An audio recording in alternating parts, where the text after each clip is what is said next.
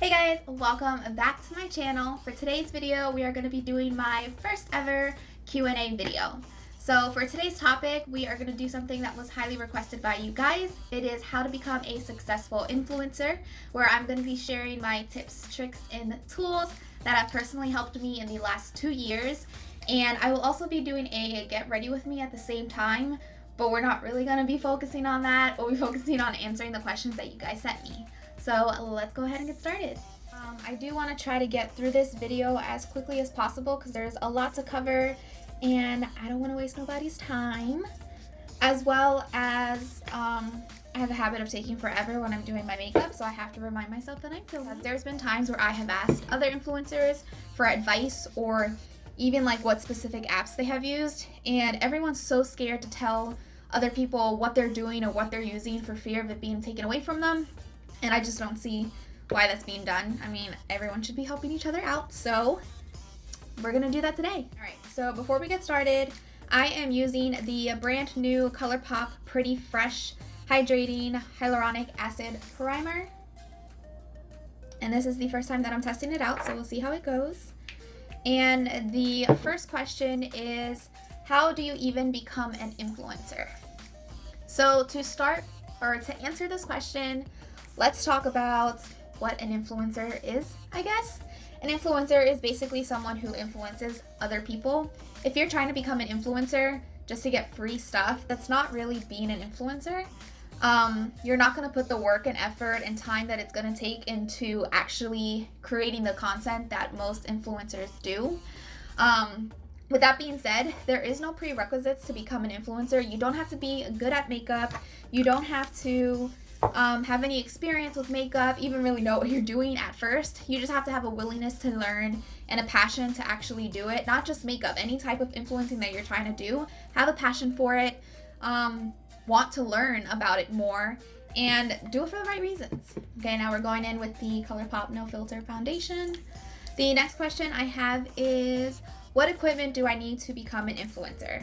So right now I only use, I only use 5 different pieces of equipment, or I guess technically 3, but so the first thing that I use is I use my Samsung Galaxy S9 as a camera.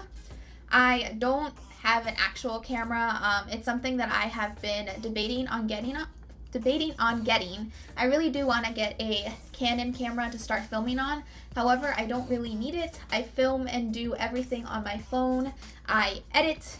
I don't upload my YouTube videos on my phone, but I do everything practically on my phone.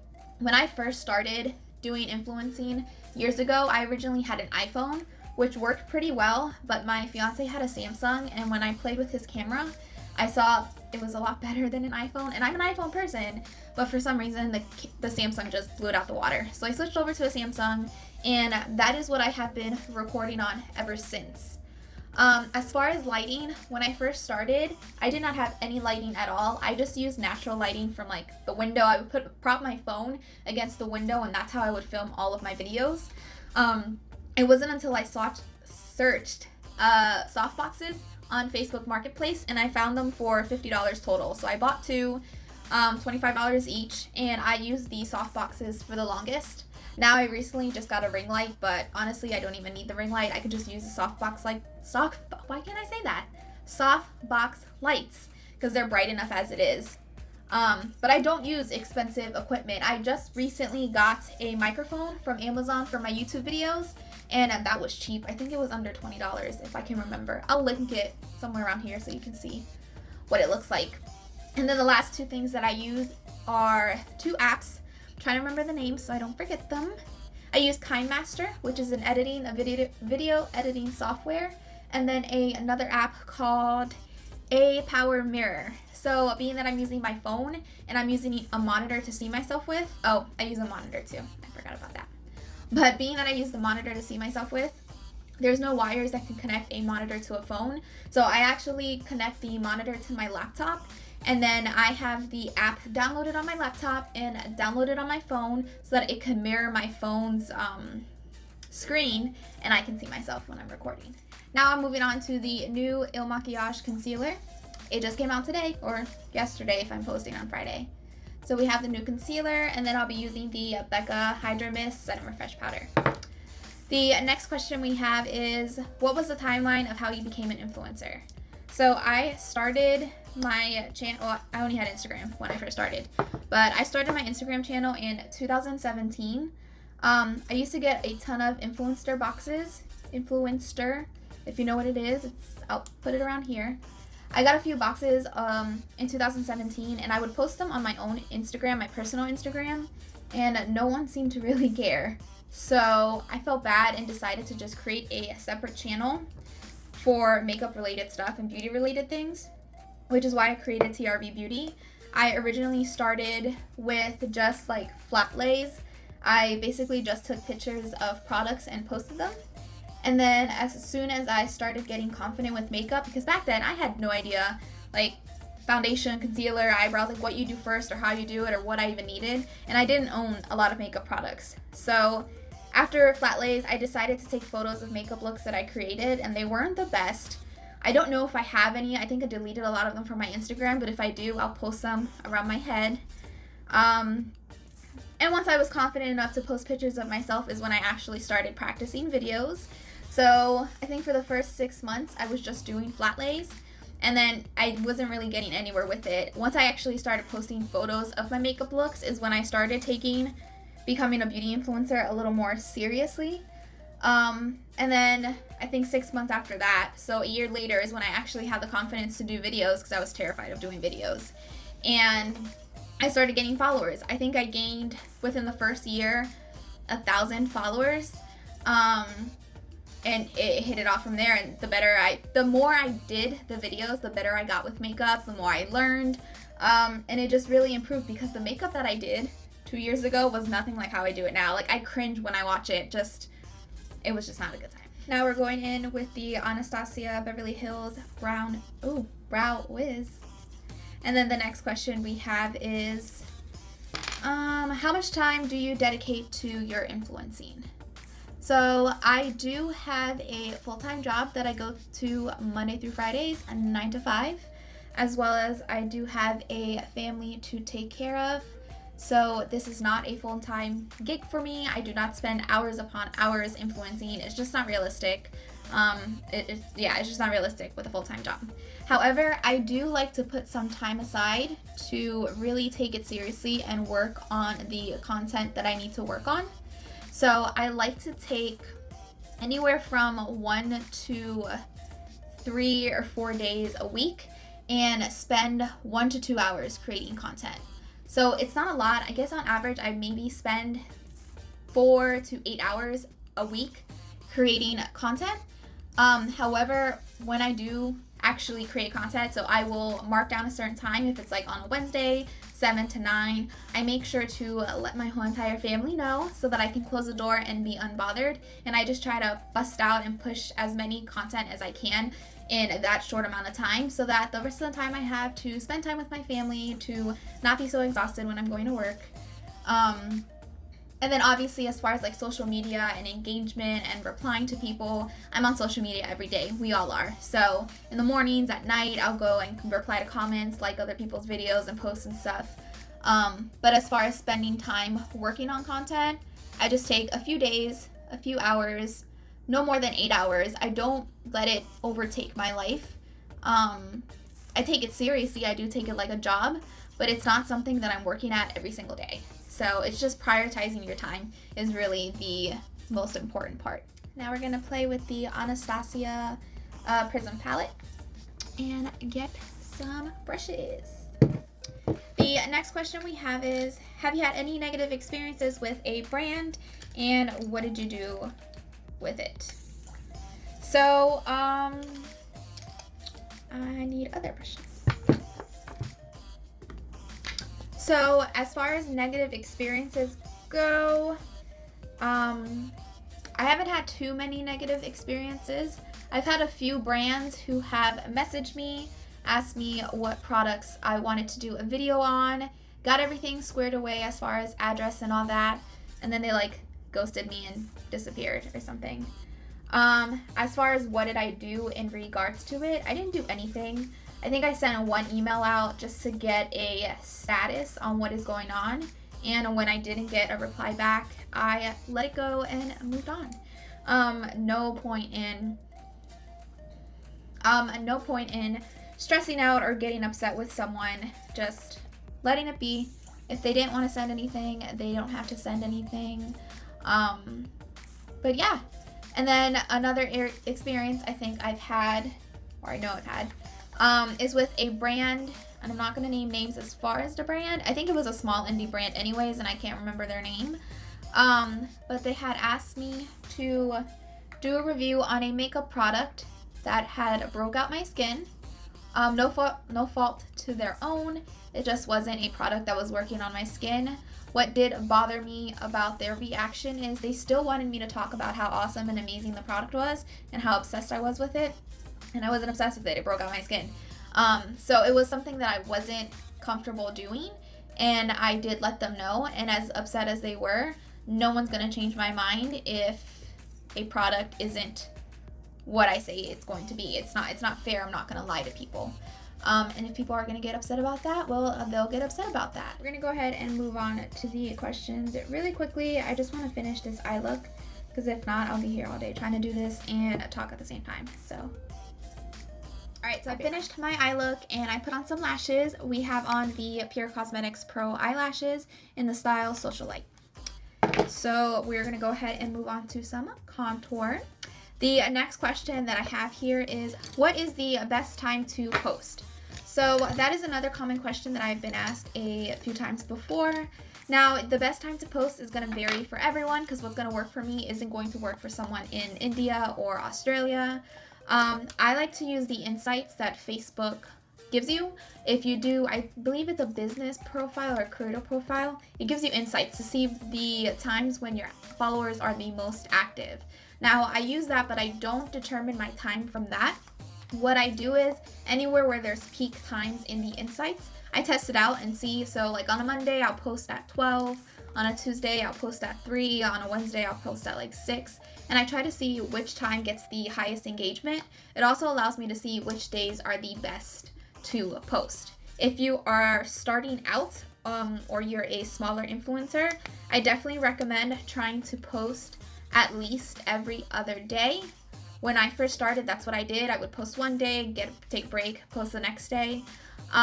If you're feeling froggy and are able to post every day, more power to you.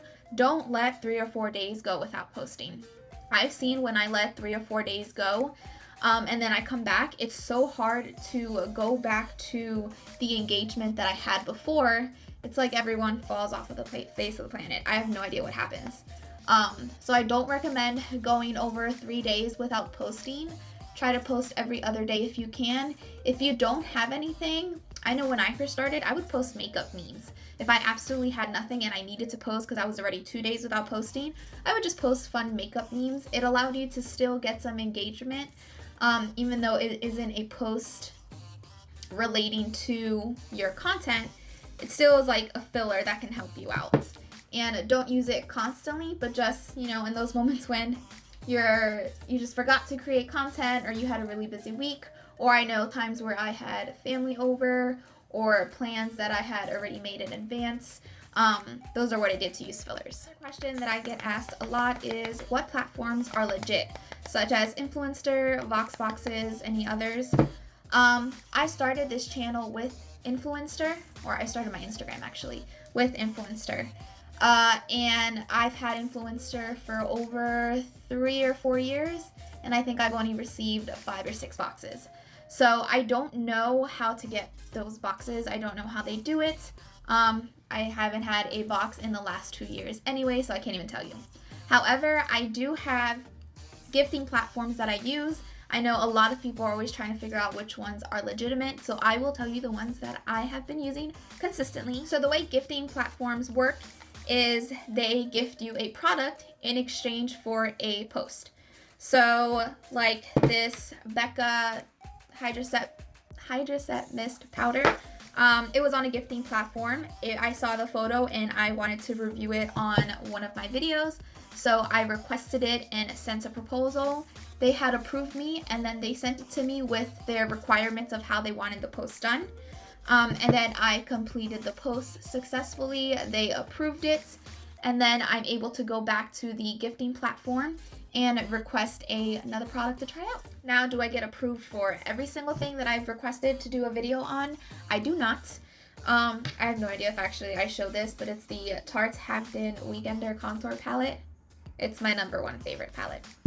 Anyways, you don't get approved on everything, but you do get approved on quite a few. So I think they're super awesome for influencers who want to try out products. Now, that doesn't mean that they're adding you to a PR list. They're just sending you that one specific product. So keep that in mind. The ones that I have used, and I'll make sure to put little snippets around me, are Octoly, Obvious.ly, Grapevine Logic, Apex Drop, and then Brand Snob. So those are the 5 that I have actually personally used. If there's ones that you guys have thought about or you've seen and you want to know if it's legit or not, let me know and I will see if I know anyone else who is using it. Now, they all have different requirements in order to be approved for the site.